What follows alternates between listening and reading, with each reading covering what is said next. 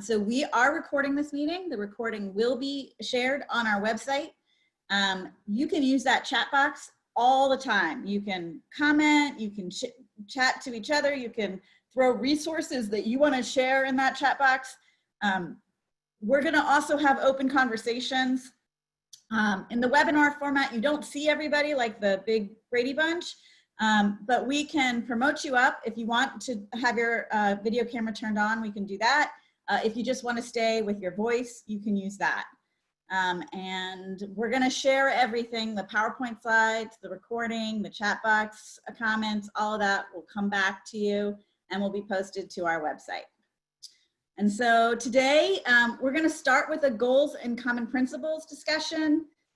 We're going to talk about this summer and what you guys are thinking, feeling, doing, because summer is here. We're going to talk about the fall and beyond.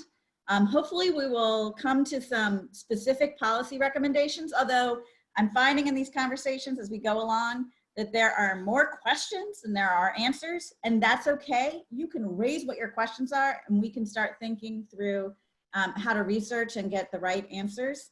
And then we'll go to next steps. And so just quickly, these goals for today. We wanted to engage you, the youth development field, to become more involved in these conversations about recovery. We're not always being asked to participate, although I know there are opportunities coming up through city schools to actually give some good feedback. So I don't know if there's anyone from city schools on, there may be. I know there were a couple of people who registered. So if you can share those opportunities or when those opportunities might be released, that would be great. We want to identify actionable steps, develop recommendations on how youth development organizations like ourselves can partner with schools, and discuss next steps. So going next. So in our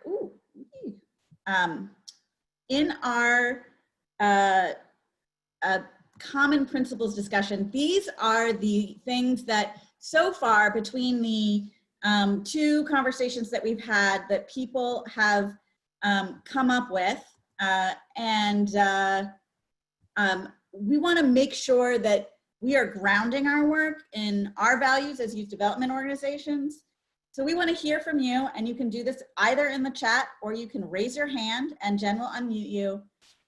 If there are things you feel like are missing from these statements or things that you feel like need to be strengthened in the wording or the language, because we want to make sure that when we're bringing our ideas forward about how we might best support the recovery in Baltimore, we want to make sure that's grounded in the perspective that shows what our values and our objectives are. So always want to start with that.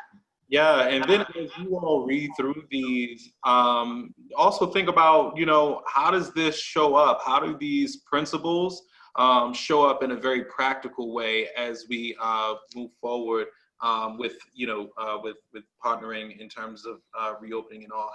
How does this show up practically in summer? How does this show up beyond fall? We're going to talk about those things in just a few minutes, but as you're looking at those items there, what are your reactions to them and how do they show up? In addition, as Ellie just mentioned, are there things that should be added when we're talking about grounding ourselves in principles? Because if the large part here is, making recommendations, we want to make sure that as youth development organizations that we present a ubiquitous front in presenting our recommendations. So feel free to raise your hands so that we can unmute you. And you can offer your insight as to what your reactions are around these points.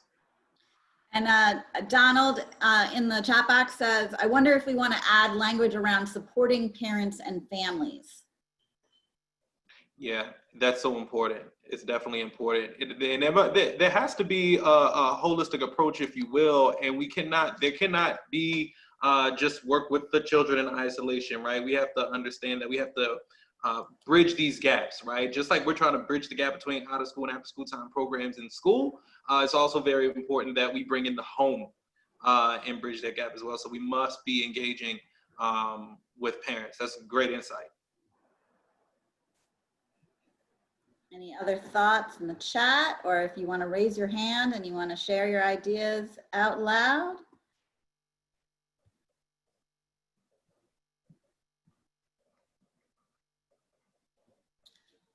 Suggest the language around disparities be stronger. Denise, I'm interested in hearing you dive into that. And I totally agree. I certainly agree. Oh, there you go. For instance, I think you have the opportunity to be unmuted, Denise. Yeah, go ahead and Okay, talk. can you hear me? Can you Yep. hear me? Okay. Yeah, I think it's important to really take that bullet point and address sort of the reasons why. And it comes from systemic racism, other systems within our culture that don't support all children receiving the same education, the same opportunities. And I feel at this moment, that kind of language is appropriate and what the protests are about. And I just think, and then perhaps later in a document, break those out with bullet points. But yeah, I feel like it just needs to be stronger. Yeah. And I do believe that even, with the times that we're in, it's very important that our language is very pointed and very direct. So thank you so much for that, Denise. And then Ron underscores that and says he concurs, especially with regard to leadership disparities. Ron, did you want to have an opportunity to expound on that there? He's got his hand up. We'll get him unmuted. Awesome. Yes, thank you. And particularly in this time when you're seeing these disparities, fundamental progress and change occurs when you have leadership that is culturally competent, racially competent, and policies are driven accordingly. And with the unpacking of equity, inclusion, diversity, if you don't have leadership that is fundamentally rooted in that, so that that kind of change can take place, the policy making can take place, and where communities are truly served. So those are, I think, things that need to be addressed as well. Thank you for lifting that up. Did anyone have any feedback as relates to when you look at this list and as you're doing your planning for your organization for the summer and for the fall with these particular principles? How are these principles showing up in your planning as you are pivoting? And we know pivot, that's the word now, right? As you are pivoting, your program plans and these kinds of things, how are these items showing up in the planning that you're doing?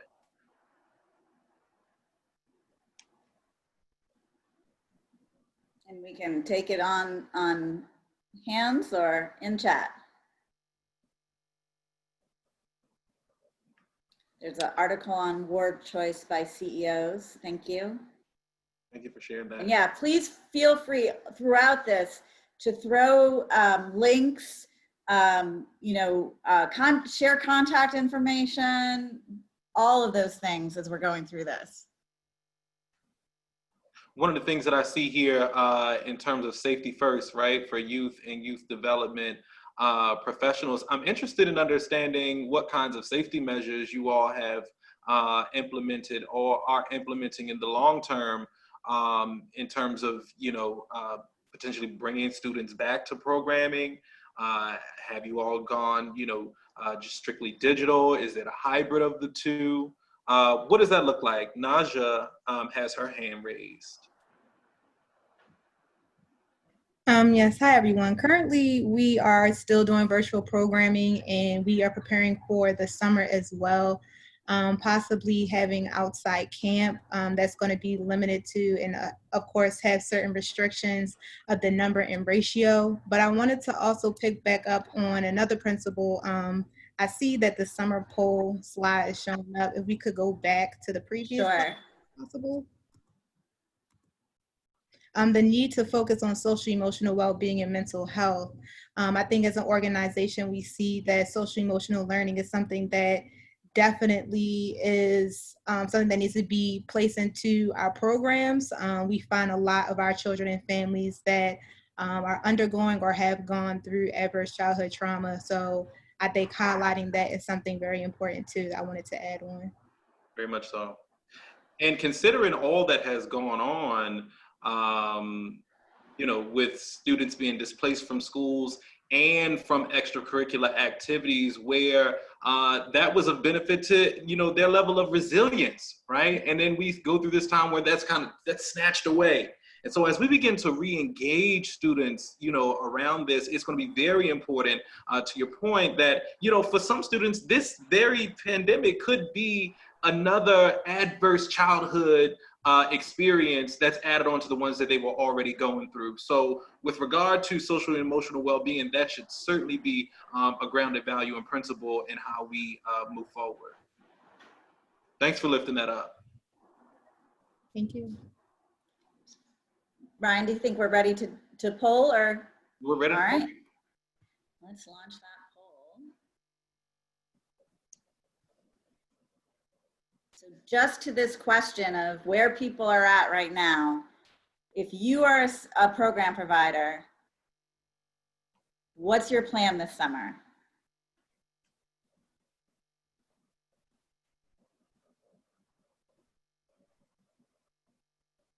And this has been fascinating to watch in the other places that we've had these conversations. Like I'm watching a vote that I'm really like on edge about. Give people a couple more seconds to vote.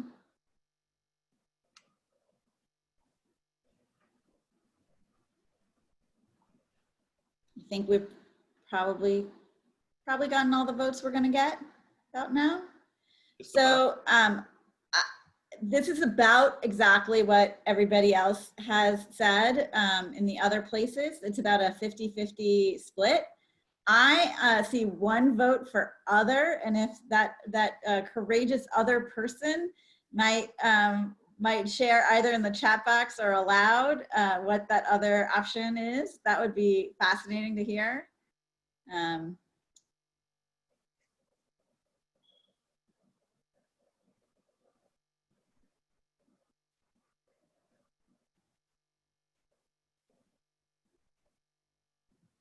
I see a chat. Unsure, just opening. Got it. I feel the unsureness, right? We've really only just started to get guidance. I will add that just today I dropped in that folder, that guidance folder that we sent out in advance, information, the Q&A from the Maryland Department of Health about summer camp certification. So those of you who may have gone through that before, they are certifying camps and they do have some guidance on that. And yeah, so maybe you start the summer virtually and you move into an option where you bring kids together later in the summer as we see what happens with all this data this summer. And I'm wondering, Ellie, I see that Anna has put in Lakeland Community and STEAM Center may be doing a hybrid closer to the end of August. Now, I'm wondering, Anna, is this typical of your program? Do you all typically just hold summer programming toward the end of summer? Or is this an example of a pivot where you've pushed back, you've pushed the start of your programming back, and there's a specific reason for which you're doing a hybrid in August? So she can't use her mic for some reason. We may have to unmute you. But if not, you said you normally do in person, and do you normally run that program earlier in the summer?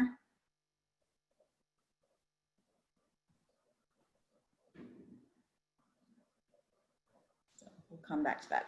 So I'm going to end our poll, and then we are going to move into those questions. That's awesome. All right, so this summer, we are wondering, as you plan for this summer, there are a series of questions here, and they don't need to be answered in any particular format, or from one to the last one. We're wondering what you're currently thinking about in terms of your summer programming. Just take a look at some of the questions that are on the screen, and if you want to raise your hand and let us know which question you're responding to. How this shows up. Anna, you were able to get on. Hi. I don't know what happened. Hi, everybody. So normally we do in person right after the school year ends. So last week of June, first week of July, we normally start with programs, and they run parallel with the programs that Recreation and Parks run because we share a building. So normally what we do is we provide the STEAM enrichment to the Rec and Parks camp at Lakeland.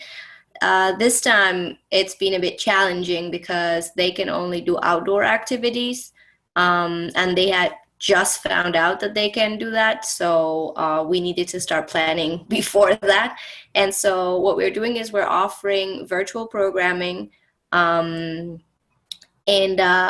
we're doing some of them together with UMBC and some of them with our normal after-school facilitators.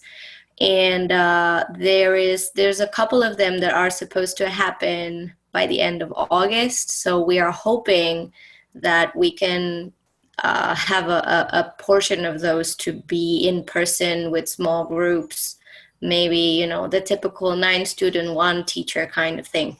But we are ready to offer those completely virtually as well, if that cannot happen. Got it. Thank you for that. Thank you. Garima has her hand raised. No problem.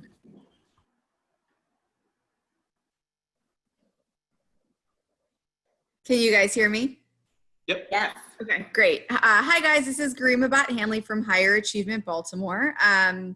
We are really excited to partner with Bell Excel and the Y of Central Maryland this summer. So it's a unique partnership where it will be our Higher Achievement Baltimore scholars that will be participating. Bell Excel has partnered with Scholastic to provide a curriculum that is partially in print, partially on the computer, partially over the phone. And then the Y of Central Maryland is hiring and staff teachers to sort of facilitate that learning opportunity. So we are excited that they have identified a curriculum that doesn't require a student to necessarily sit on Zoom for multiple hours during the day. It's sort of a hybrid between doing some work in print, hopping on the phone with a teacher, and then being on the computer for some of it. So that will start at the beginning of July. Rima, I had a question for you. In terms of students' access to technology, what's that look like? Are all of your students pretty much supplied with the technology they need in order to participate? That is a great question. I will answer this, and then I might call in my colleague, Emma, who's on the line too, to answer more. She's in direct connection with families. But what we did is we have distributed a couple of surveys so far to families just to see what their current situation is. In the middle of March, right at the start of the pandemic, folks were kind of saying, we're doing okay. And then we actually just surveyed families again a few weeks ago because we know that as this has gone on, people may be struggling now in ways they weren't before. So we've heard from roughly half of our families so far, and hearing that folks are kind of doing okay, but are committed to staying in connection with them to make sure that continues over the summer. But I don't know, Emma, if there's anything you'd like to add to that. Yeah. Hi, everyone. I'm Emma. I was just going to say that Baltimore City Public Schools has also been distributing computers. So all of our, at least at Lakeland, the Lakeland students have been surveyed by the school as well. So we've been kind of partnering with them to keep track of that. And then any students who were missing computers in that first distribution, we're trying to potentially target with higher achievement support. So we're aligning with what the schools are doing to make sure everyone has that access. Great. Thank you for that. All right, did anyone else have anything that they wanted to share in terms of the questions that are posted around your planning or what's going on with your organization in terms of planning this summer? I wanted to share that one of the things I learned on the Western Maryland discussion, and actually I learned yesterday that there's also a partnership with Baltimore City Schools with T-Mobile, that T-Mobile is doing some deals on, you buy the internet access for a year to 6 months and the device comes with it. So I understand that this T-Mobile program is nationwide. So just a new one I hadn't heard about before for people to check out. And I see in the chat, Model Lyric is partnering with Enoch Pratt Free Library to offer a playwriting class. Begin working with high school students. That is awesome. I know the library has done some amazing things. I don't know if there's any library folks on the call, just in terms of making all of their resources available online, regardless of whether you were a card holder or not before you started. I know they've been trying to expand. I've been hearing about libraries doing some kind of outdoor library experiences too, potentially in the plan. So don't know if we have any library folk on the line, but if we do, love to hear that.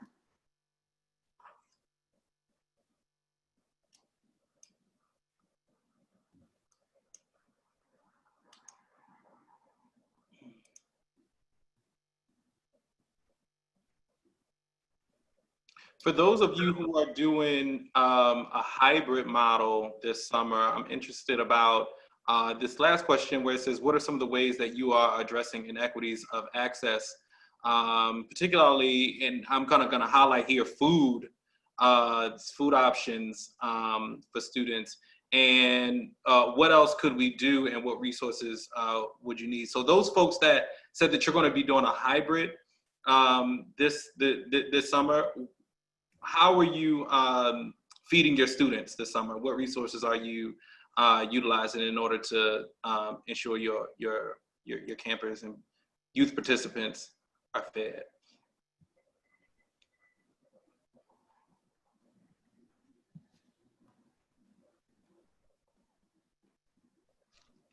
So something that we're doing at Lakeland, also because we surveyed our community and, you know, some parents, and I think this is true also for students, they are a bit over the whole computer screen situation. And so there's two particular programs that we put together in which participants will be using kits.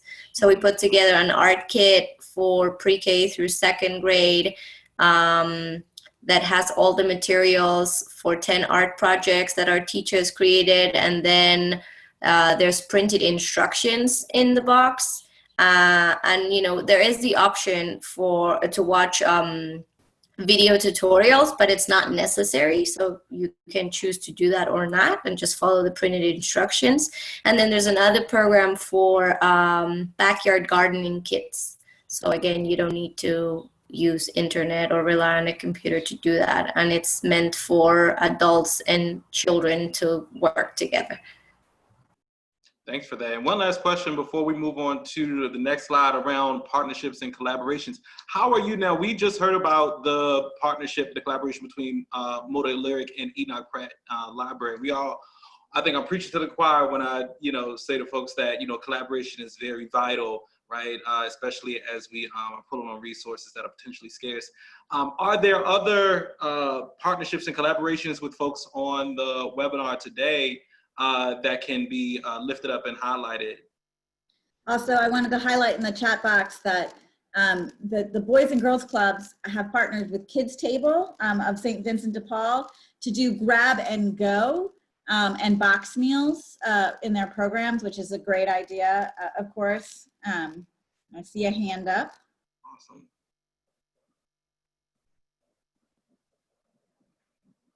Hi, this is Kate McGuire. Can you hear me? Yes. Great. I run STEM Champions of Baltimore, and we've partnered with 3 summer programs where we're doing virtual. And we have fun activities where a student or a child can watch a Zoom or out and go do an activity. which might be flying a paper airplane, or we have a food label scavenger hunt in your kitchen. That they also get a kit bag for 10 activities, and then we have the option of doing Zoom intros, or they can do handouts in the bag, or they can do Google Classroom, but make it a summer camp Google Classroom instead of a classroom. That's awesome. Thank you for that. And in the chat, Dana Carr said LTYC is working with Elevate to provide arts enrichment for their program. And I just wanted to share that at most, as part of the 50 statewide after school networks, we've worked with all of our partners across the country to put together a summer activity guide of 150 activities that are age leveled. They're not all released at once, so it will be 150 by the time we're done. We are also going to be offering Spanish versions of those activities. The Spanish versions come out a week after the, because we're building this as we go. I was just reviewing the last group of activities that are going to be released, and their website is in the chat.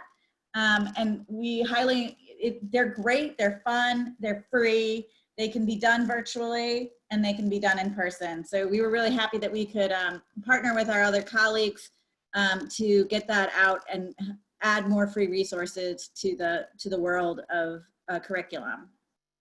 That's awesome. And Julia, thank you for your input here. Arts Every Day is organizing the Baltimore Arts Passport, which is a booklet compiled by 20+ arts organizations. So that's a major collaboration there.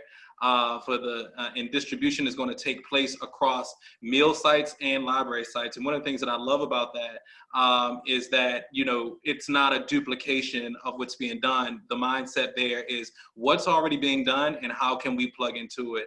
And so that's awesome. There are meal sites already going on and library sites, and you're just plugging into that effort. So thank you for lifting that up, Julia. And one other activity resource, also free, is there is a new app that is called Mizzen. So Mizzen by Mott. And again, it just has, you download the app, it has activities, there's stuff from Jazz at Lincoln Center, there's stuff from, there's really good National Geographic, all that, all just like on a little app where you can download the activity and use it. Some can be done virtually. It's also another great free resource for those of you planning your summer programs.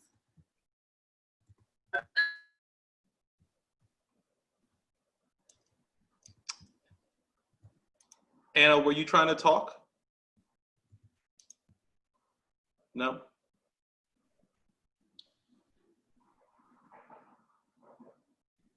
And keep those resources coming in the chat. Let's Go has STEM to home activities, and the link is in there. So there's no shortage of great places to get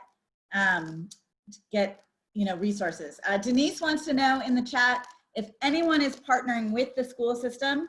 And I'll see if there's any brave people on the call who might actually be school system people. Sometimes there are. Maybe if you, I'm not going to call anybody out, but who might say, I do know, as I said, that the school system is planning a series of public groups listening kind of things to get feedback on their plans for the fall.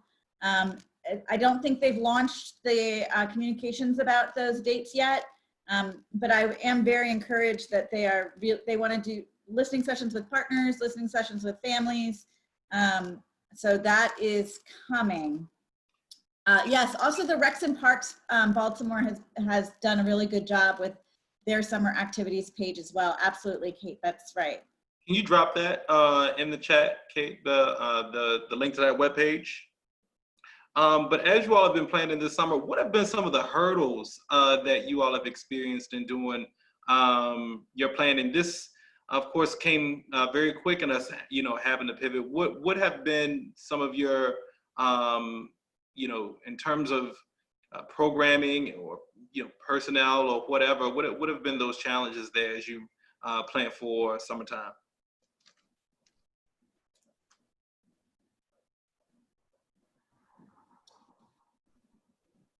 And Ron asks, other than the Baltimore Digital Equity Coalition, are there any other efforts to provide adequate internet connectivity to households? And if anybody has any, I would have pointed you to the Digital Equity Coalition. So if anybody has other thoughts that are that they've heard of other initiatives. I don't know if I thought I heard that there was somebody from Enoch Pratt here as well. Lakeland has been working with Digital Harbor Foundation on a project that's called Project Waves. And it's been supported by the district now, and they're piloting it with three other schools.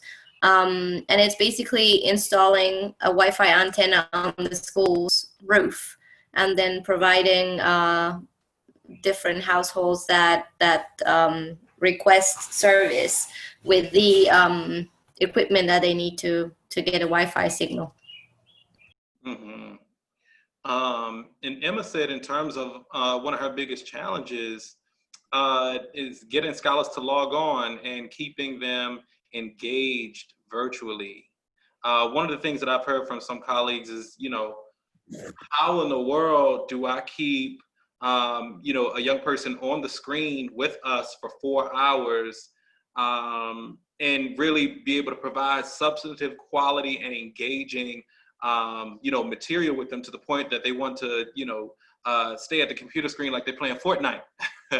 And so with regard to that challenge, is there anybody who is on the webinar who has found a solution to that? Do you have incremental breaks in between your engagement online?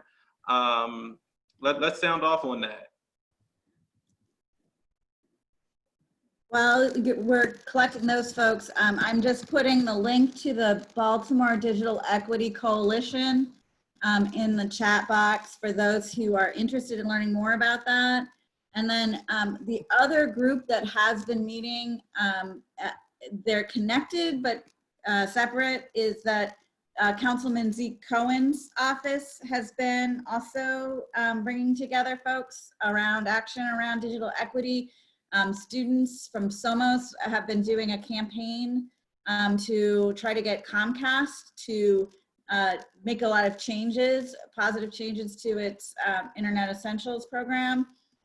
So yeah, I would, if you want to get involved in that conversation with Zeke's Cohen office, Ann Coy, who's actually also connected to the Digital Harbor Foundation by being married to Andrew, is the person who is organizing those meetings, and I'm putting her email into the chat as well.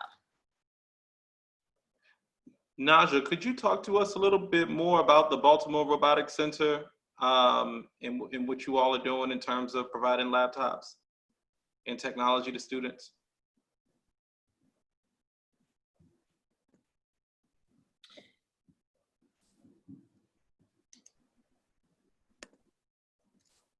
Yeah, so actually we aren't teaming up with Baltimore Robotics Center, but I do know that that was a resource that they are offering in Baltimore City. Since I believe in March, a group of technology experts, they were actually pulling resources to establish high-speed internet access for local residents and providing them with free laptops, tablets to students so that they could continue their studies at home while schools were closed. And the goal was for Baltimore Robotics Centers located at, I believe, West Pratt Street to build a free Wi-Fi mesh network. So if people were interested in that, I can also place in a hyperlink for everyone too, if they want to look into more information for that. Thank you for that. Thank you for that. Is there anybody who is incentivizing students to participate or plan to incentivize students to participate? Because again, as we think about, just ensuring that students are engaged, they're in their own environments and can be distracted in any kind of ways, are there any attendance incentives or these kinds of opportunities that you will offer? And I think Emma, is raising her hand to potentially. Yeah. So at Higher Achievement, we've been doing attendance incentives, and we've done different ones. So we'll choose like a Scholar of the Week, or we'll just put people in a raffle if they log on. So every time they log on in a week, they get entered once in the raffle. And at the end of the week, we spin a virtual wheel, and 2 or 3 scholars win a prize. And we've done gift cards, like Amazon gift cards that we can just send to them digitally. We'll do like Uber Eats and drop off like a pizza at their house or a bag of chips or whatever they might want. And it's been somewhat successful. I think the challenge is that the scholars who are already inclined to participate maybe find it compelling, but people who are already disinterested are not necessarily, it's not a good enough incentive to get them to log on. I see. And Renee Angela says that they're working on their incentive program, which will include incentives being mailed to their homes. Has that already started happening, Renee?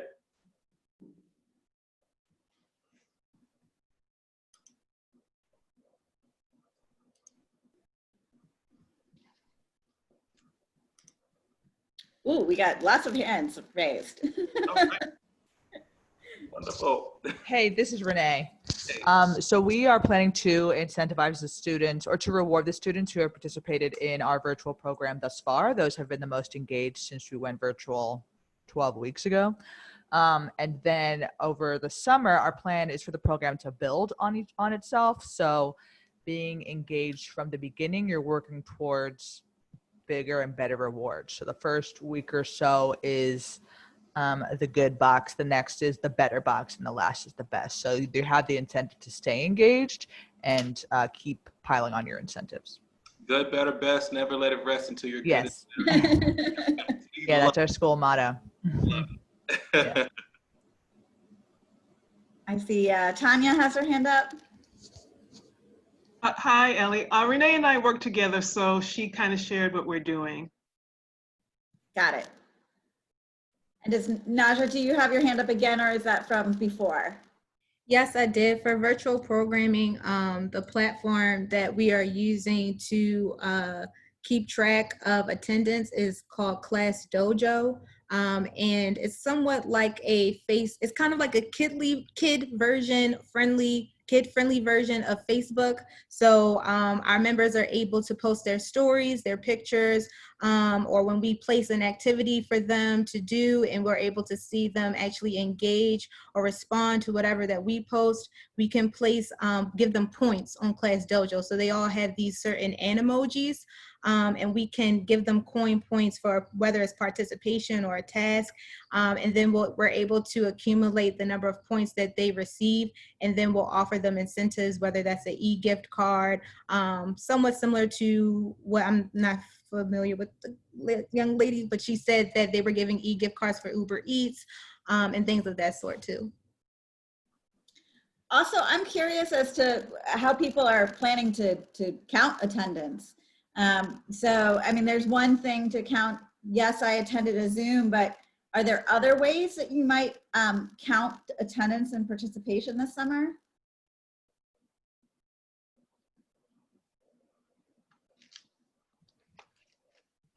Got a hand up?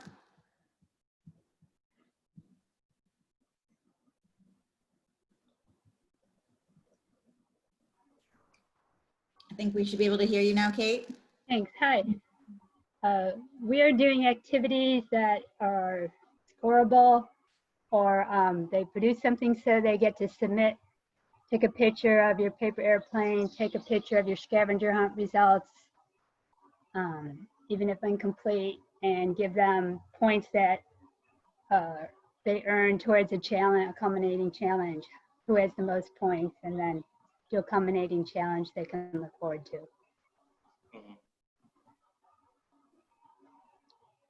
That's great. We have a question that whether you're going to do any assessment this summer, pre or post testing, to try to evaluate how your impact. Anybody thinking about that for evaluation?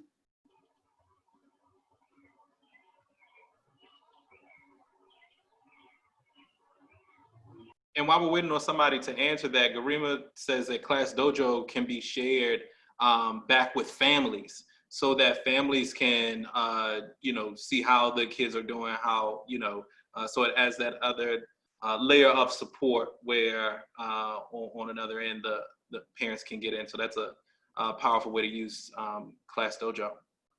And once we hear about evaluation, I think we might shift into thinking, however difficult it might be, about what might happen this fall.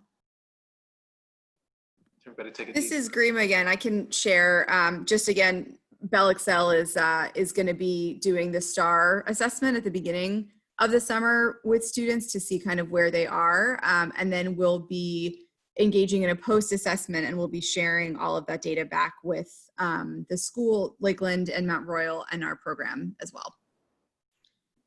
I'd be curious to see if anybody's thought of sort of stealth assessment. I know we hate testing kids too much.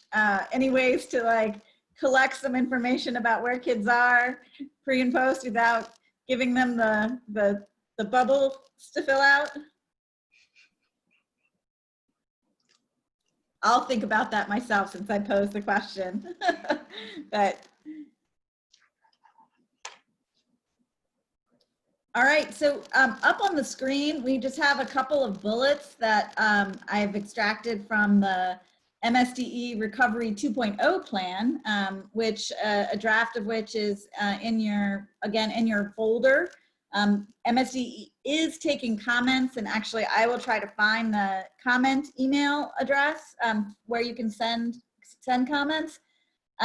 So much of the discretion is going to be left to school districts. So it is important that as partners to city schools, we engage city schools in this conversation, and I'm so glad that they're going to do that listening series. And so they have to have a recovery plan stakeholder group that has representation from the community. So that is an important aspect. I extracted this bullet about buses, but one of the things that is completely not discussed about transportation is that in Baltimore, most of our middle and high school students, or many middle school students and almost all of our high school students are using public transportation. And so I wanted to get your guys' thoughts on this. What does that mean for us in Baltimore? What have you been hearing? What have you been thinking about? How do you react to this even? What questions do you have? All of those things, because you know, we're gonna have to respond. And I'm particularly interested in hearing from community-based organizations that may be on right now who are not based in school buildings or in school buildings where students, neighborhood schools is what we refer to them as, in neighborhood schools. So are there any community-based programs that are on that can kind of speak to how you all have been thinking through potentially in, you know, re-engaging youth with, you know, what transportation looks like with regard to social distancing regulations, and what impacts have you examined that has on, you know, even budgets and, you know, all those things? You could also, like I said, just share your greatest fears and your questions about things, because one of the things that I'm hoping that comes out of this is that we get to raise up issues that we have to wrestle with, even if we don't know what the answers are right now, even if we aren't here to say, oh, well, you know, we should never put the kids on public transportation again or whatever. If I think we though can share like just kind of reactions, questions, all that kind of stuff. I also saw in the chat box that somebody wanted to know about willingness of the schools to share data with partners. And I think we've all had that challenge in the past, but it may be even more important now as we move forward. Do we have any hands? Any reactions? I know it's hard. It feels like we don't have a crystal ball, right? We don't know what's coming next, but we have to start kind of wrestling with the so a couple more bullets. We have a hand up.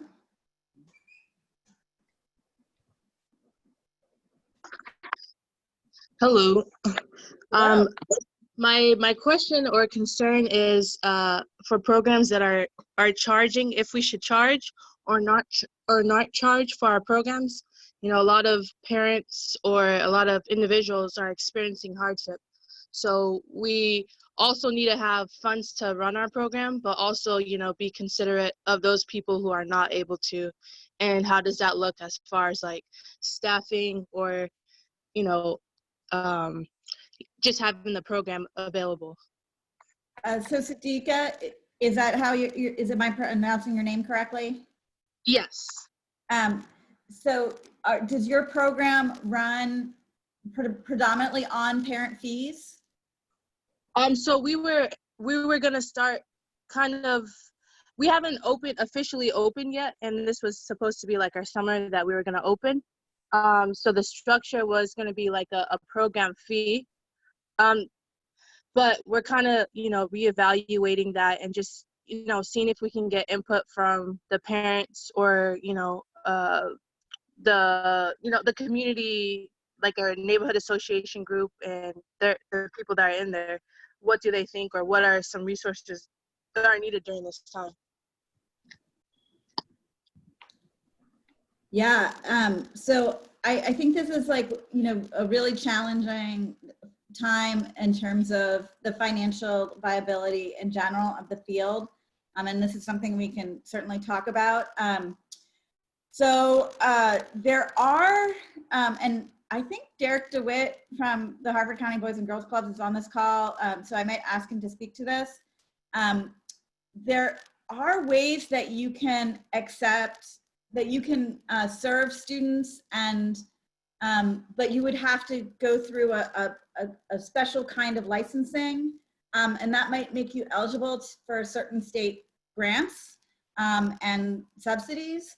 So I'm going to ask Derek just to speak to that briefly.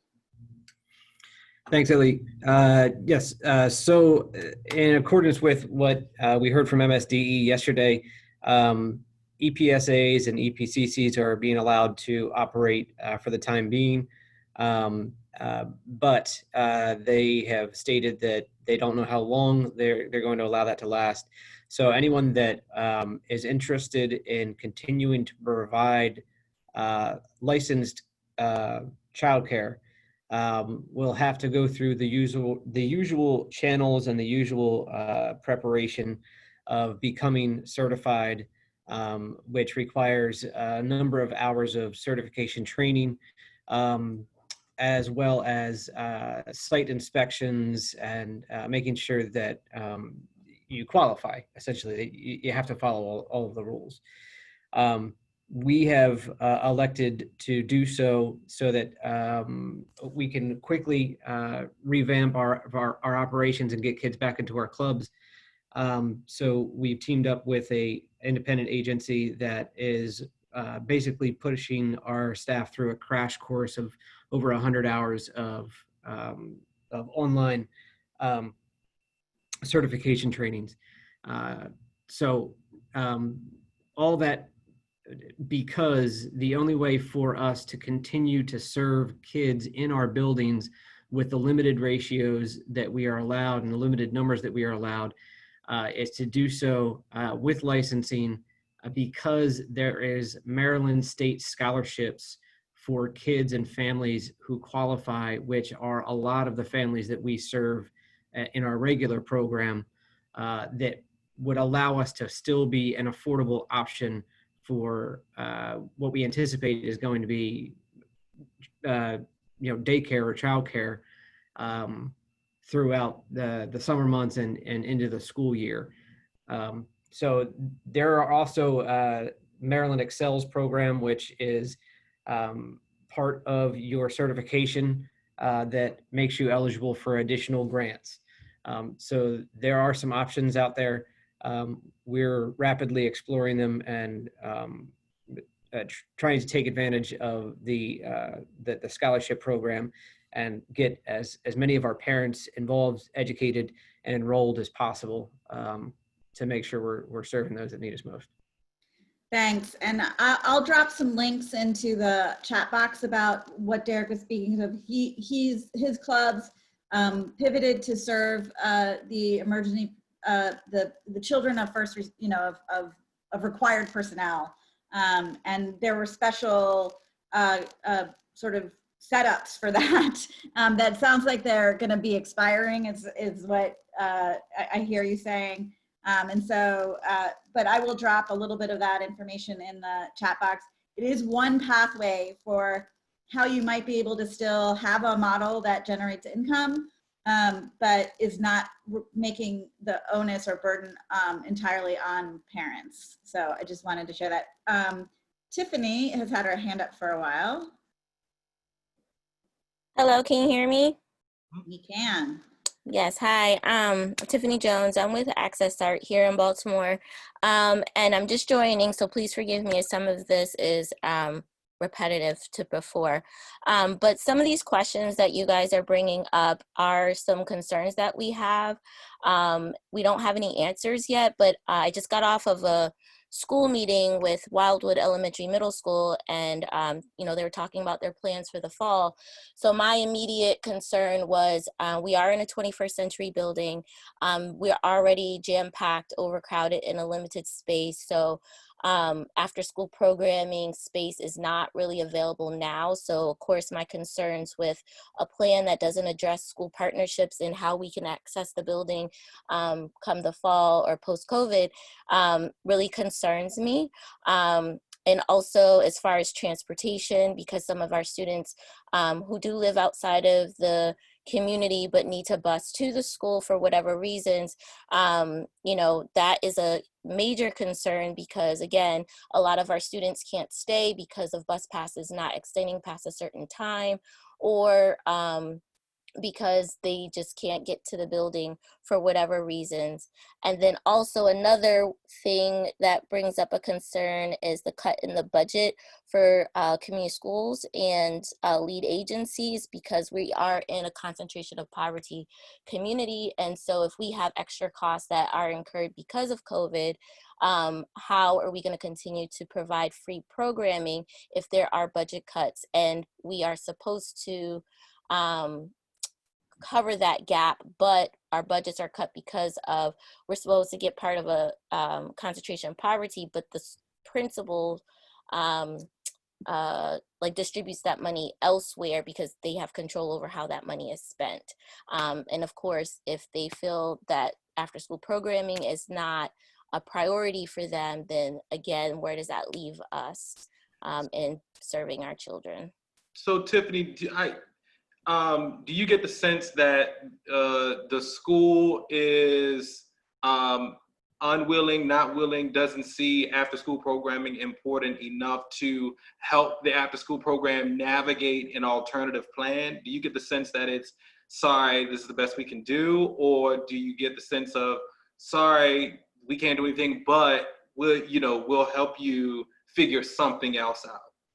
I get the sense that they think it is important to a certain extent, but we're not, from our previous experience this past school year and the way that, COVID has happened mid-year, it kind of feels like an afterthought, like we're not in the conversation of the fabric of creating the structure of what is to come. So it's more like, this is what we have available, do the best you can with it. They want after school programming. They are planning to, phase in, and they are being optimistic about that. Eventually we will be back to some type of capacity. But it seems like, I'm just trying to grab information where I can, if that makes sense. Yeah. And Janika says she's having the same problem that you're having, Tiffany. This is interesting. I wonder because, Wildwood is a community school, and I'm sure that there are other organizations that work with community schools. How are community school coordinators plugged into your planning process? How beneficial have you seen that partnership for those of you who are at community schools and have that particular model and resource available?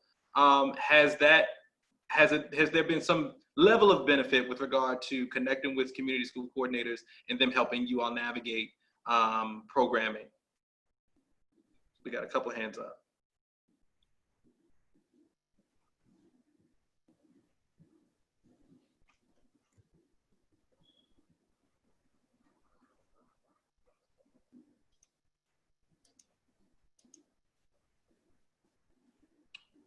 Okay, we have Ombre. Hello. Can you hear me? Yep, can hear you. Oh, it's Amber. It's just spelt funny. You're good. So yeah, we have where I work with Heart of America Foundation. We're a national nonprofit, but I actually live here in Baltimore and work really closely to Baltimore City Public Schools. And as of recently, really close with the community school coordinators at a few different schools across the city. And what we have done, so our nonprofit, we do school and rec center renovations. So we work with corporate partners to do renovations and spaces, but because of COVID-19, we haven't been able to access those spaces or take volunteers in to the actual school buildings, and pivoted more towards resource distribution. So working with our corporate funders and partners to actually provide education packs for students across the country. And so in Baltimore City, we responded to 4 different schools. Under Armour funded and sponsored those packs.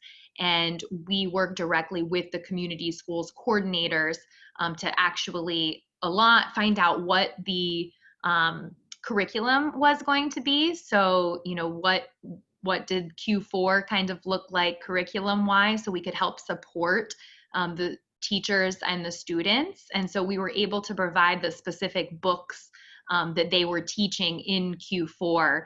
So the students were able to receive those, and not only were they for the education of students who didn't have the technology devices. When they picked up their education packs, they were also able to enhance that distance learning opportunity because they had the resource needed that were aligned with the teachings. And the community school coordinators were extremely helpful to get that information of what is the actual need for the school, and then also setting up the dates of distribution and how we could align with other partnerships that were going on, whether that be meal site distributions or packet pickups and other things. So we reduced the amount of contact with the families and the students, and it was a one-stop shop for everybody, and or delivering directly to the students' homes with these education packs. So that is kind of our experience working with this community school coordinators. That was our, we were directed, to them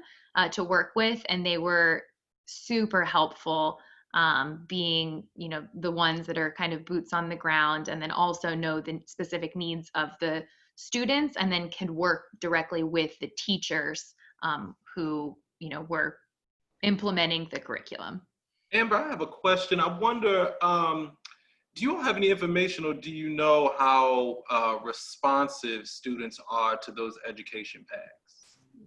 Yeah, so we just actually received some pictures the other day from our community school coordinator, Nora, who was at Sandtown Winchester, and she had shared some photos of the students, the pre-K students. One of the teachers there had been doing Zoom calls, and she said that, the Zoom calls were, they've been doing great, but they're really running out of things just to talk about, and not knowing the resources in the homes, and not having just the basic school supplies for students has been difficult and a challenge for creating curriculum and creating activities for students to do, and instead of just talking. And so these education packs, we had, as I mentioned, the books that were grade level appropriate, and then also specifically for the packets that they had and the teachings that they had, but as well as other STEM activities and arts. So we had, pipe cleaners and popsicle sticks and glue and clay and different things that these students were able to, use. But the preschool teacher that I mentioned shared photos of her students. They did a unicorn project. And so they read a book about a unicorn, and then the students were able to create a unicorn or a specific piece of the story with their clay. And then the next day they were able to share that. So, encouraging, the arts, encouraging public speaking, And just being able to build and enhance that book. It wasn't just reading a book, it was able to actually act it out and take that learning and teaching further. Thank you for that. There is a question that was back in the chat from Ron Williams about, and somebody else on the call mentioned budgets. So I think there's a lot of questions in the air. There were both unexpected costs related to COVID-19 that the school system incurred, and there are also savings. So canceled contracts, not as much spending on transportation. We can imagine that going forward, there are going to be all sorts of expenses that increase janitorial, increase transportation costs, supplies, PPE, those kinds of things. So I don't think we really know what the impact, the budgetary impact, total budgetary impact is on school districts yet. We are waiting also to see what's going to happen at the state, whether there will be any cuts made by to education at the state level because of state budgetary issues. So I think that when there are those public hearings that the school system does, I think people have to be there to ask those questions about what are the budgetary implications and how are sources and funds being redirected. So I'm definitely capturing that though, because there probably are answers to some of those questions in some of the board presentations that have been made recently. And so we'll definitely include that as we're going through. Sorry, I just wanted to share that. I also, I did put into the chat the links about the licensing and the grants and stuff. I will also, when we send out these materials, we have access to a free COVID-19 course. It covers some things about precautions and measures that you can take in your programs. It's totally free, and I will send it along with all of these resources. I wanted to lift up here something that Derek mentioned, and this is when we were talking about just the importance of school partnerships and out of school time programs just a moment ago. He said out of school is not a top priority, and if we don't become a priority, we may not be available when schools decide we need to be there. Derek, can you just kind of speak to this? Because you kind of just, I'm kind of giving you an amen right now, but just kind of speak to that comment.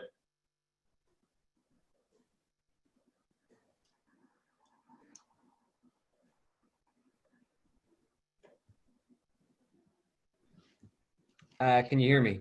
Yep. Okay, great. Yeah, I mean, the harsh reality is that, organizations like ours and a lot of the organizations that are on these calls, we're dependent on a healthy economy in order to offset the cost for our operations.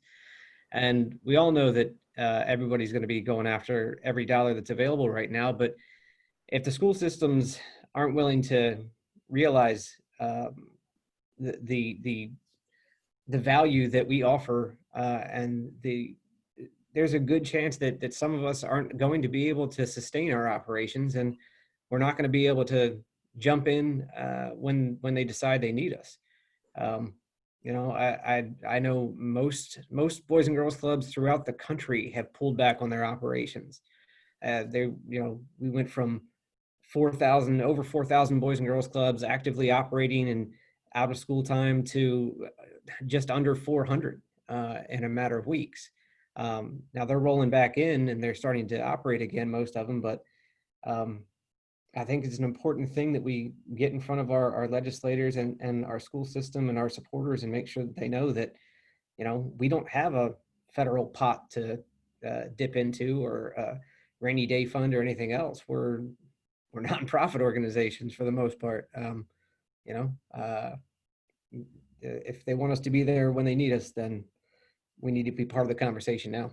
That's right. Thanks for lifting it up. And Ron has his hand raised.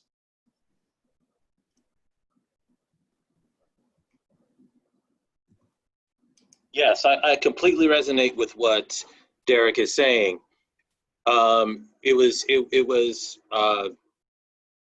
Honestly, it was pretty disappointing for so many of the schools to shut us out, after school programs, arts organizations, when we could have been an integral part in their transition to this whole digital learning. And so what could happen is a result of this is that arts organizations and after school programs will start to partner with other institutions and entities that offer education programming and won't be available to the school system once they decide to come back to us. There is a real value component that schools need to recognize. And again, and to echo Derek's point, it may be in some instances too late for them when they decide that they need us. And I'm wondering if there is anybody who's on who has a fee for service agreement with schools, and how that how schools' budget is impacted or will impact your ability to be able to partner with the school in the fall, coming up in the fall. Because I'm quite sure that schools' budgets and principals have had to readjust where they place funds. Dana has her hand raised. Hi. I was just going to say that, yes, it definitely, has impacted and will continue to impact as we, look into the fall. Because a lot of principals and schools are just still really unsure, even of what their budgets are going to be. And I think if it wasn't on this slide, I think it is on this slide, beyond looking at, budgetary constraints, there really hasn't been any specific guidances issued by the state or even at a district level on partnerships and partners or vendors or contractors or whatever the terminology that's being used, if they will be allowed to work with children in a face-to-face setting. And then I think, as Ron was just mentioning, many schools, like everyone, I think we're just so overwhelmed with everything and things happening so quickly. There were several schools who just said, even though we were ready to provide and wanted to support virtually, it was too much. It's too overwhelming for them. It's too overwhelming for families. And so it's definitely, I think, for organizations that have that fee-for-service model, it's going to be tough. It is tough now, but tough even more so going into the fall, because we really don't know, what things are going to be like. And again, as even somebody else mentioned, we're all, as the same sort of organizations, providing services for youth and nonprofits and all of that, are going to be going after all of the funding that there is. And it just, there's not enough to support everybody and for everybody to be able to sustain. At least it doesn't feel that way. Dana, if you were to talk to one of your school partners right now in terms of being involved in their planning for the fall, what would you tell them, or what would you want to see happen in this situation? What would you say about, how you could be in the building safely, or what you could offer in terms of the alternative days that kids are not in the building? So we're still thinking through some of that. I definitely don't feel like I have all of the answers, but some of the ideas, that we've talked about, one is that, we can still provide virtual, if that is, the thing that, we won't be able to come into the building, that we can still provide our services virtually. In terms of face-to-face, we can definitely do small groups. We've actually already had programming prior to this where we do a one-on-one program that's specifically for small groups. We've also made sure that we have someone on staff who has gone through the certification to be a contract tracer, if I'm saying that properly, to try to, make sure that everybody who will be coming in contact with children and you know, and providing services if they are direct services at that time, that they can, you know, have gone through all of the proper channels to make sure that we're adhering to whatever the guidelines are. I think that it's just, it's tough because, you know, we want to be responsive and supportive and aligned to what, you know, each school system or even individual schools, you know, guidelines or rules are going to be, but they don't even know what they are yet. So it's hard to, you know, try to say exactly what it is that we're going to do. So we're trying to just listen. I mean, that's one of the things, and just having conversations, you know, with principals and partners pertaining to next year, just listening to what the need is and trying to figure out how we can even or have to adjust some of what we're doing as an organization to be able to fill that need. Dana, I love that you had a staff member complete that contact tracing training. It's free, right? There's a free one through Harvard or Hopkins or yes, I think the young lady who's on our staff went through a program at Hopkins. So I'll see if I can find that and put it in the chat. One other thing I wanted to mention to you that I will also put in the materials in the Google folder is that one of my colleagues from Connecticut has created this great design. It almost looks like a football play, but for how you could group students. So let's say you have a group of students who are going to aftercare. That group would they would be in their own small group throughout the day and stay together then going to aftercare. So you could have that group limit their contact with other groups to limit mixing of students in these different populations. So it's a really great diagram and something I think those kinds of things where we can say, we can mitigate the risk to your student populations through proper design, I think will help encourage more potential openings. Oh yeah, I love that. Thank you, Dana. Other thoughts on this? I'd love to hear if you have the opportunity to speak to your principals, your partner schools, the school district. What do you want to hear from them, and what do you want to say?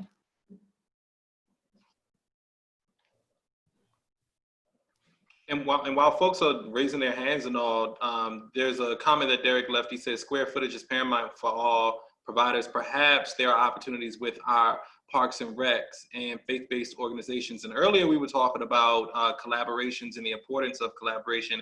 And while the pandemic and COVID-19 has presented its set of challenges to our organizations, I think that it has also presented some areas of opportunity, particularly around developing and building strategic partnerships where we may not have necessarily had the time to think about or where we didn't necessarily see the importance of. And so I think that this is a great opportunity for organizations to say, okay, what do I need and who can solve that problem?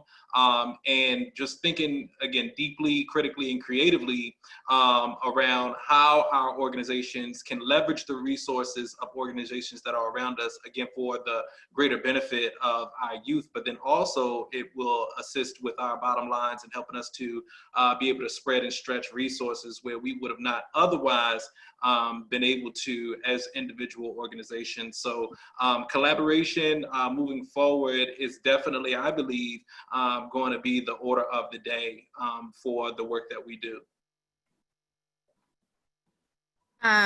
This is Garima again. I think given the fact right now that, you know, we're unsure what the fall is going to look like, we may be in a situation where we have shifts of kids coming in. There will be likely an element of virtual learning for a while. And, you know, it's been several months now and we have students who may already have had challenges that are now more behind. I think more than ever, we're going to need more hands on deck rather than less hands on deck to make sure we're able to provide differentiated services to students and just more support. We may have to support students that we weren't originally supporting last year because schools may have difficulties, you know, with these new schedules. So I think if we're able to make the case that we need more support, not less support right now to help schools in supporting all students, That's kind of how I'm thinking about it right now, and what I would want to say to school leaders and district leaders. Denise brings up thank you, Garima. Denise brings up a very important thing in the chat box about principals not allowing partners to contact students. And I've heard this story from several program partners that once the schools shut down, schools were not, some schools were not helping partners share information. And I think that is something we have to work through.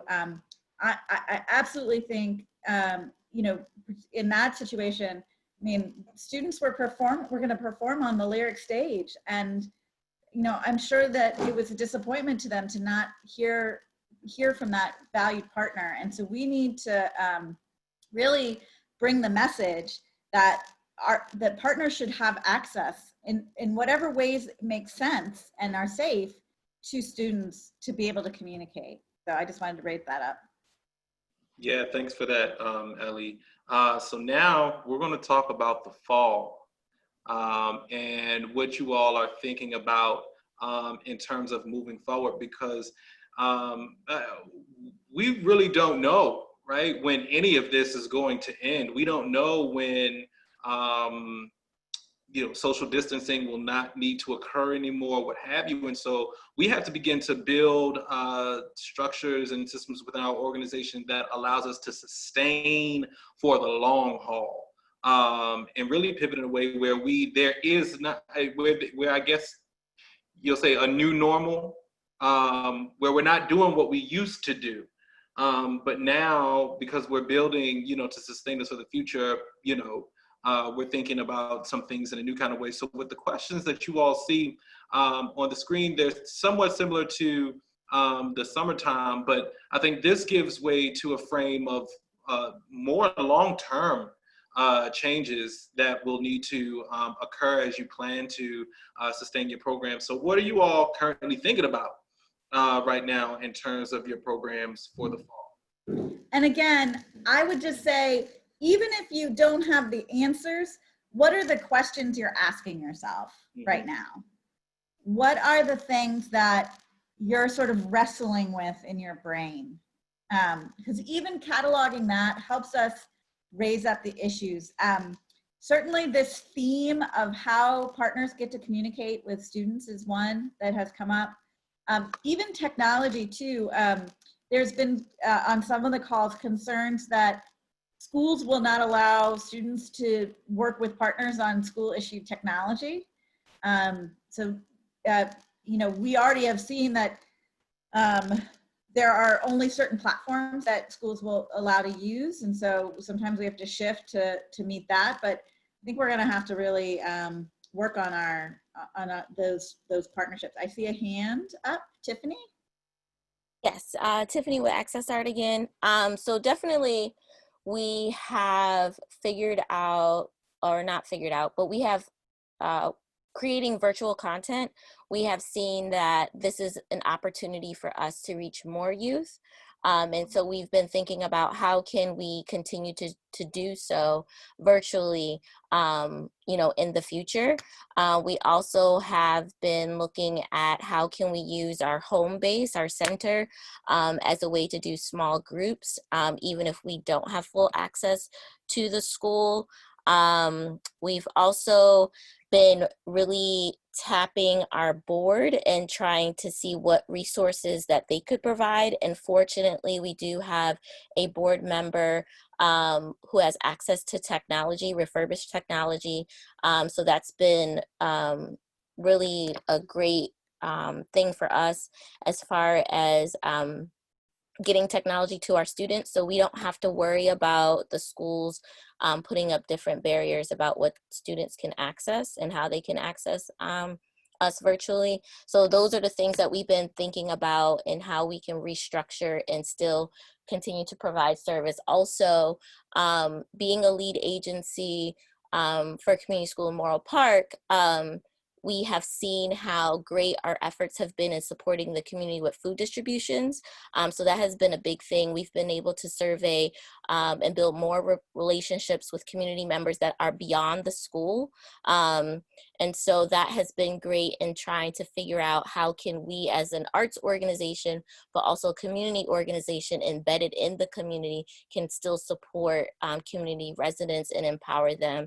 And fortunately, United Way has been a great supporter in that with us. So those are some of the things that we have been looking at during this time. That's awesome. Thank you. I think the community school coordinators wear capes. They do. They do. We have another hand up. Can we get her unmuted? Hi, this is Janika.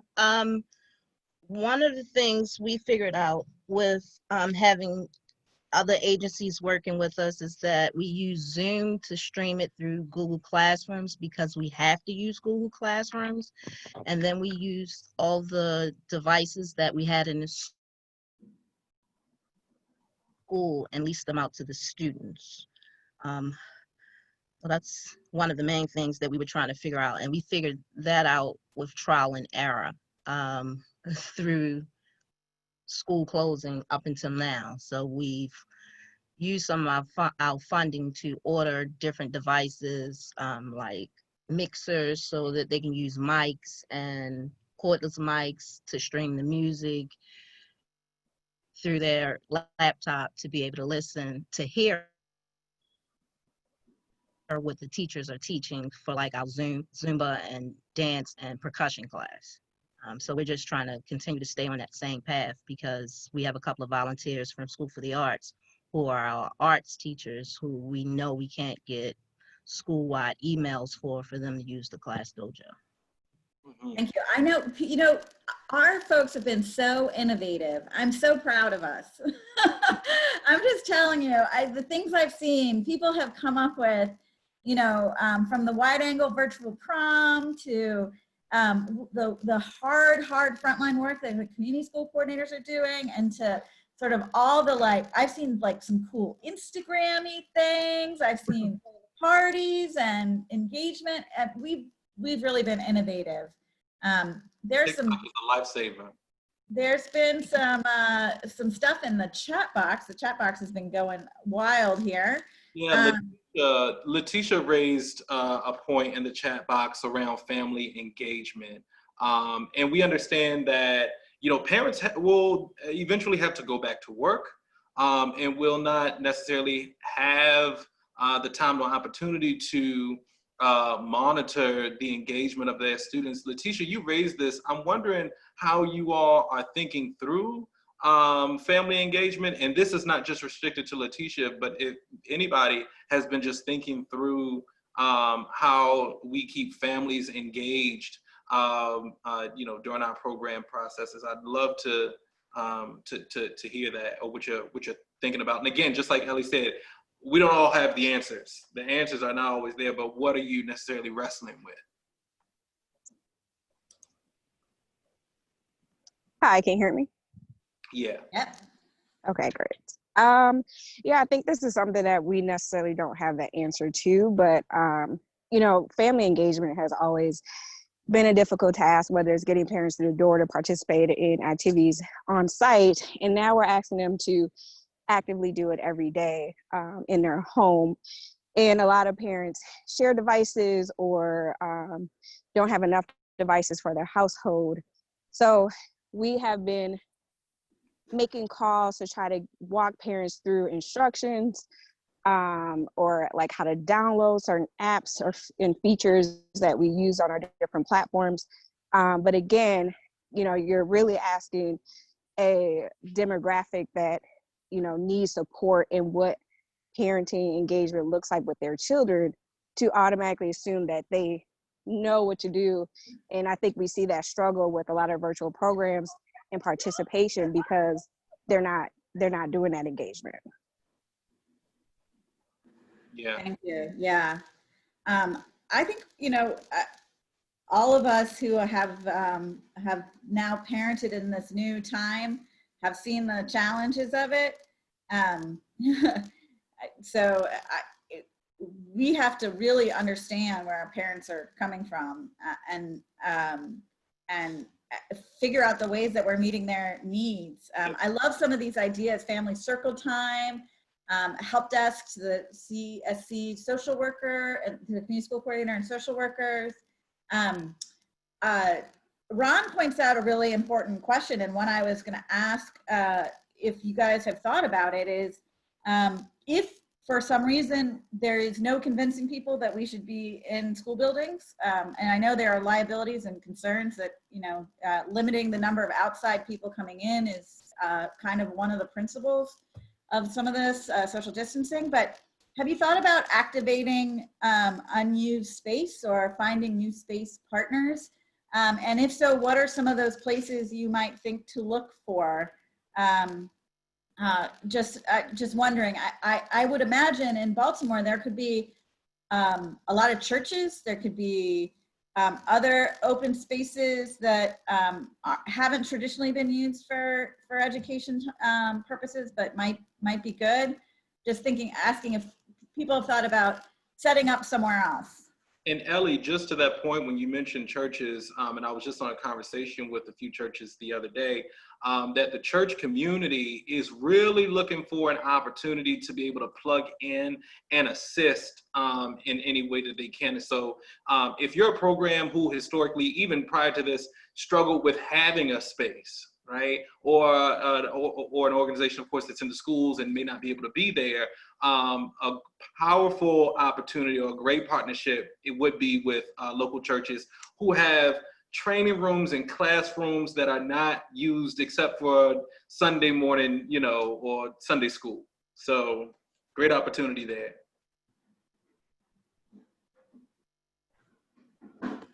Yeah, Tiffany, yeah, definitely. Churches have definitely been great support. Ryan, since I know you're in that community, how would you go about reaching out to one of the churches about this opportunity, and when should folks think about doing that? Yeah, so there is a coalition of churches that that is developing. The group is not necessarily formalized yet, but I will share that information with Ellie once that coalition has been formed. And there potentially could be an opportunity to send out some kind of a Google form for you all to sign up, and for churches that are in your particular zip code, for you to reach out to them and have those opportunities. So definitely.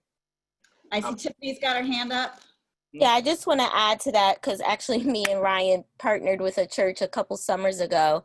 And this was pre-COVID, but just to, you know, one of the things, we did have to pay for the space. So depending on the church, you know, if supporting them financially, that might be a thing.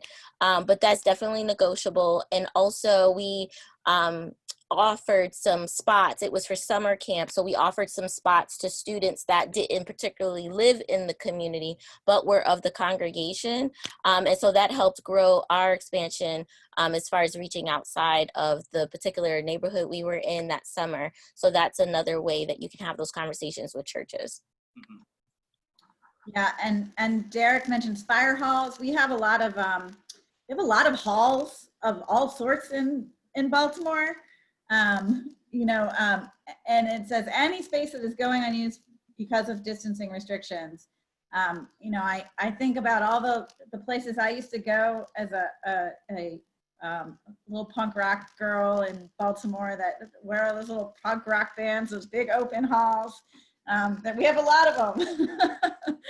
I see, back to the family engagement question, Debbie asked about if anybody is doing digital literacy engagement with families. One of the problems of going online with everything is that we don't always know our online best practices and safety issues. So I'm wondering if anybody has done any sort of support or training around that. And I also would like to ask, since MOST is here to help provide resources to you all, what kinds of training and professional development or other things you guys want as we're moving into this space. We're happy to think through that a little bit too. Yeah, and I think that that just gives a lot of great room now, Ellie, with everything going on. And as we're experiencing these learning curves and building a plane and flying it at the same time, it really gives space and opportunity to develop training program, well, trainings and professional developments that will assist us in the future with just, you know, navigating a situation like this. Denise says training in Google Classroom. Yeah, so if you're part of the Summer Funding Collaborative, I'm probably, well, I can't say this officially because I don't have an official word, but I think I could say it somewhat officially because I think Gretchen and I are going to be doing some training regardless of whatever. So look for some trainings coming on virtual platforms, on adapting curriculum virtually, on youth development in the virtual space, some other things that they're going to be coming out from most in collaboration with Code in the Schools over the summer. And then maybe also some technical assistance opportunities. Training for frontline associates on how to use technology. Awesome. Yeah, that's great. So before we have about, we have like 22 minutes left, I believe, in our conversation today. I want, just before we leave, I want anything that's on your chest about this topic, anything that you really wanted to bring to this conversation that you haven't yet, to bring that. And two, to like really think through what's next. I mean, it sounds like we have some things that we might want to bring to Baltimore City Public Schools in a coordinated way in terms of asks around partnership communication. And I think that generally speaking, the partnership office is open to hearing these things. Tina Highcovered and her team are really out there listening, trying to connect people. So if we have some things we want to bring, what are those things that we should be saying? Again, I know that they are going to have these public sessions, and I will definitely share those as soon as they're publicized. But yeah, so anything you want to get off your chest, anything you just, you know, you're dying to say or dying to ask or want to know more about, and also those next steps. What action steps you think we should take? And again, we want to hear everybody.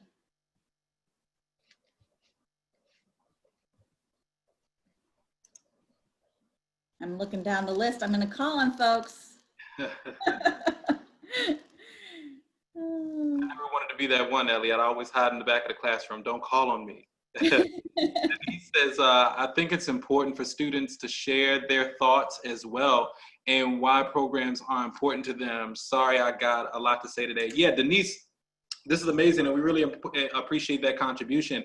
Last week, MSDE actually met with some of my organization's youth, some CLEAR youth, as well as some youth just from around the state of Maryland in terms of what they need, right? And that's what my organization just stands for, period, youth voice, right? Amplifying youth voice. And to your point, we definitely want to make sure that as we are thinking through what we feel like is best during this time, that we are definitely providing the space and the opportunity for young people to advocate for themselves and articulate from their perspective what it is they need in terms of support. So yeah, thank you for lifting that up.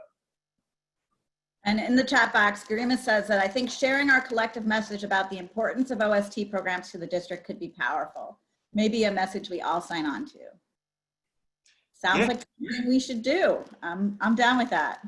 And from what, you know, from what's been kind of offered, you know, in terms of how schools and maybe principals you know, respond to after school and out of school time programs, I think this is a powerful way for our programs to galvanize together in order to really articulate, you know, the power of what we bring to the table, right? I think that this situation really brings a great opportunity for us to say, no, you need us. And not only do you need us, you need to invest, not just dollars, but you need to invest your time and your energy and your attention into partnering with us so that we can create this dynamic opportunity for you. Carla has her hand up. Carla, you should be able to go ahead now.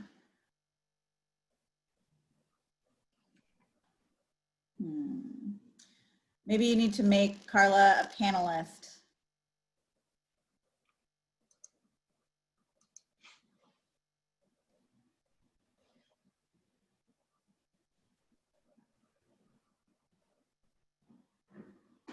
Oh, I think we might have lost her altogether. Yeah, thanks, Ron, for lifting that up. I actually just read your comment in the chat. If we get Carla back, she is a panelist now. Carla, can we hear you?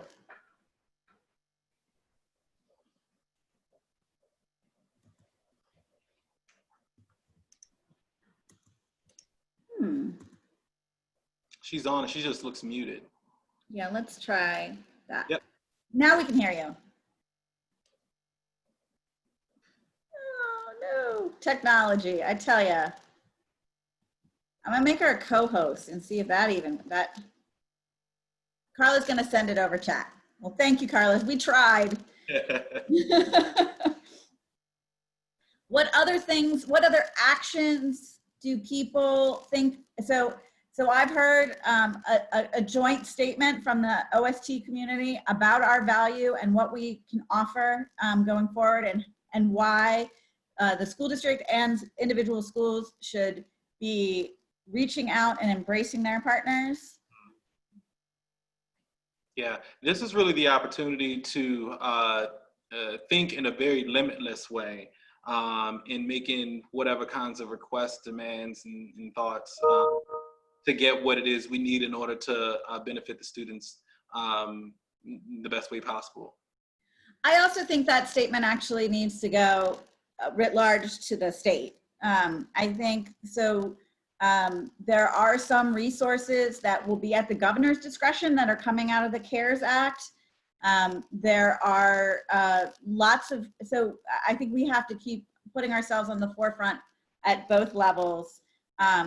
And so I think this is what's gonna happen, is that I'm gonna wake up in the middle of the night at 3 a.m. and I'm gonna start a Google Doc because my brain will explode if I don't. And I'm gonna need all of you to help me write that language or send me language. And so I don't have to wake up at 3 o'clock in the morning. Maybe I'll start a Google Doc right now that I can send around for the statement on the value of our OST partners. And so, because this is I want to move that. I want to move that quickly, and I want to include all the passionate things that folks have said today in that document, and really reflect the values and the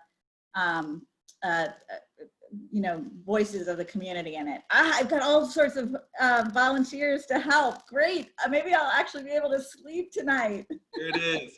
It's coming through. Folks are helping.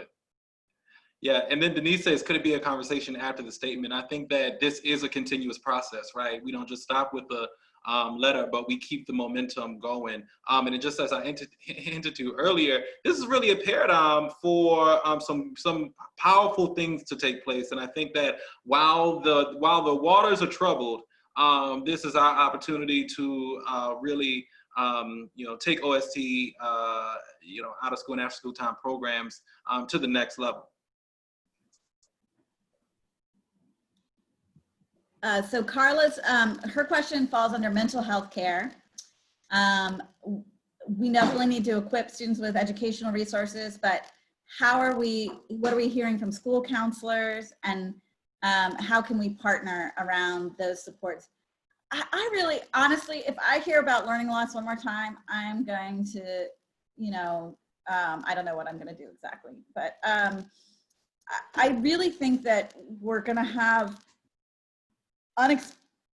we won't even know what it looks like until we get back into buildings. There's so much anxiety, there's so much trauma. And we haven't been great at dealing with that trauma before COVID. So I think there's a lot of work to be done. I don't know if people have thoughts about partnerships that could be developed, or I think that might be a training piece that we want to do more on.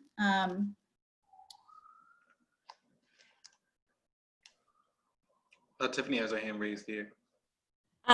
Yes, I actually, our school social worker in the previous meeting I was on, we were discussing about, you know, the whole one-on-one cannot happen with an adult and a child virtually. And she was also discussing a lot of the trauma and anxiety that has to be dealt with afterwards. And so I was just wondering or curious if anybody knows about how or what is being done or discussed about in the meantime.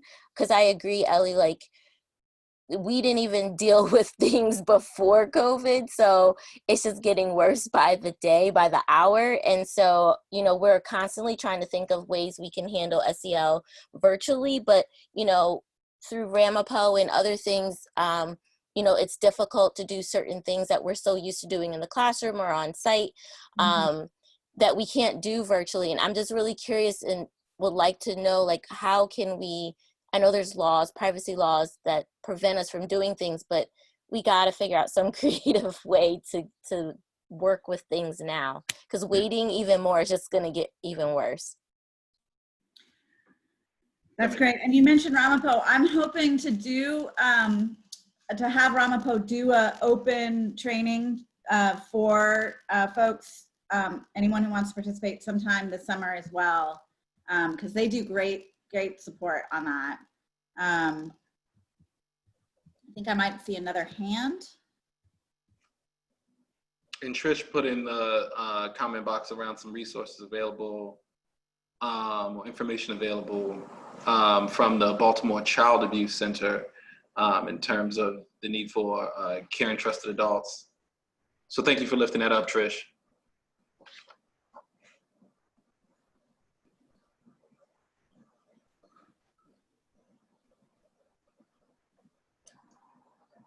So in the last few minutes that we have, again, if there are just burning thoughts that you have and things that you feel like we should be asking for, now's that opportunity.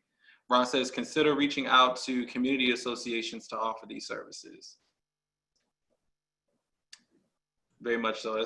And that's back to, you know, collaboration and thinking about how we can connect with the resources that are around us and at our disposal, excuse me, that we didn't necessarily pay attention to before.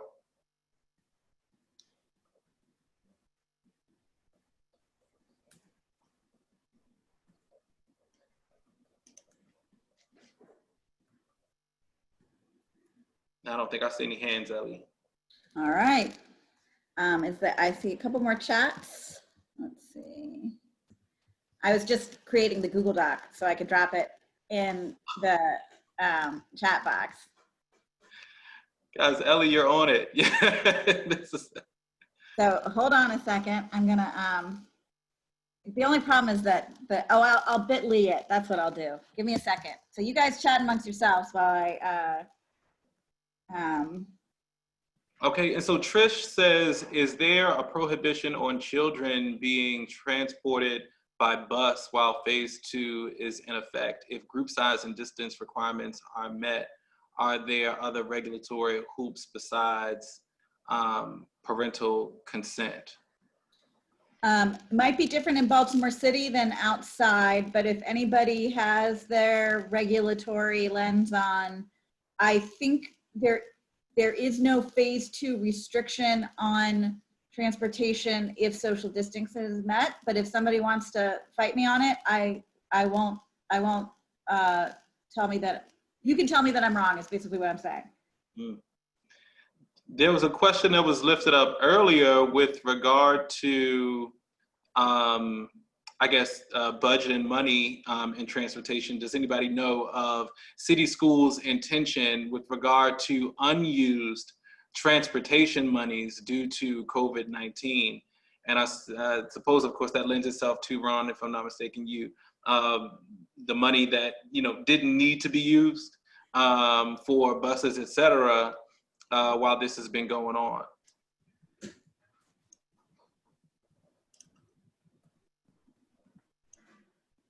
Consider no, that's a new, okay. I'm almost there. I should start playing Stevie Wonder again.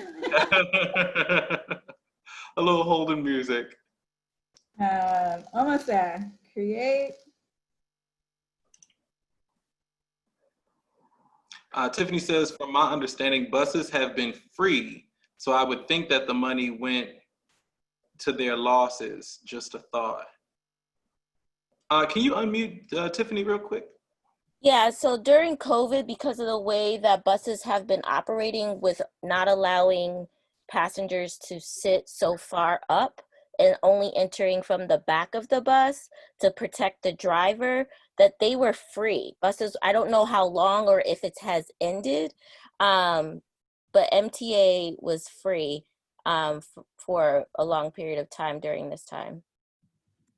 So I would think that whatever money that they were putting towards transportation would have went to that loss of money they would have gotten if we had been able to pay to get on the bus. Got it. Yeah, I appreciate what you're saying, Tiffany. I guess I was talking about the contracts that schools have with Gotcha. you know, yeah, and I know that's been a long systemic issue because, you know, we've been hampered by being able to provide students transportation to certain opportunities, whether it be museums and performances and things like that, because the schools say, well, we don't have the money for the transportation. But now that money is shifted, what are they going to do with it? Exactly. I see your point. Yeah. That's great. Thanks, Ron and Tiffany. And I want to, I also want to say, like, when we do have those listening sessions for city schools, it's really important that we all attend, participate, throw our voices in there. As I mentioned, I really do think that the partnerships office is doing their best to help juggle all this. And so we will serve ourselves well if we put our oar in and really communicate on those things. Well, I don't know about you, but it's almost 5, which means it's time maybe to, you know, relax and wind down a little bit. Maybe whatever it is that you do to self-care. It might be time for that. It's definitely time to stretch. Ryan, what about you? How are you feeling? Yeah, I'm feeling good. I feel like I'm going to do my self-care ritual, my 5 o'clock self-care ritual. Sounds good. So I want to just give my heartfelt thanks to Ryan, first of all, for agreeing to co-host this event with me, to my colleague Jennifer, who's working behind the scenes to mute and unmute you, because I'm always terrible at that stuff.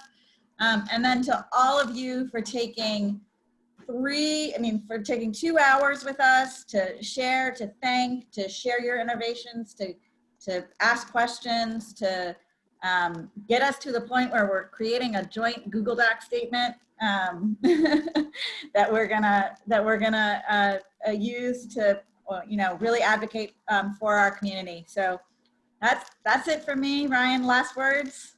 I just want to thank you for being on, and it's quite a great opportunity to be able to interface with other professionals who are in this field fighting the good fight.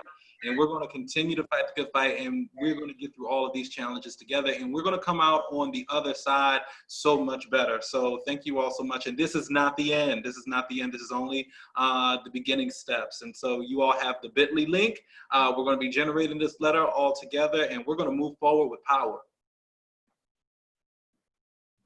All right, guys. And I am gonna, it's too late, but Pandora's gone. I was gonna walk us out, but I'll just have to say goodbye. Bye, everybody. Bye. Thank you.